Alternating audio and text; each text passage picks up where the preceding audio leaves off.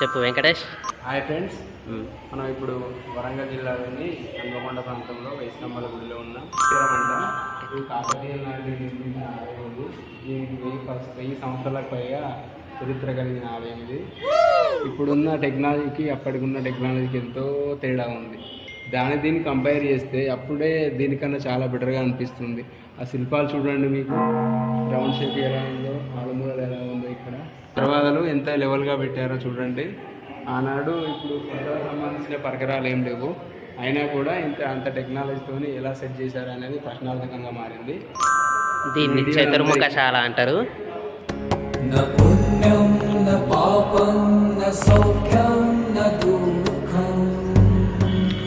శిల్పకళా సౌందర్యం చాలా అద్భుతంగా ఉంది.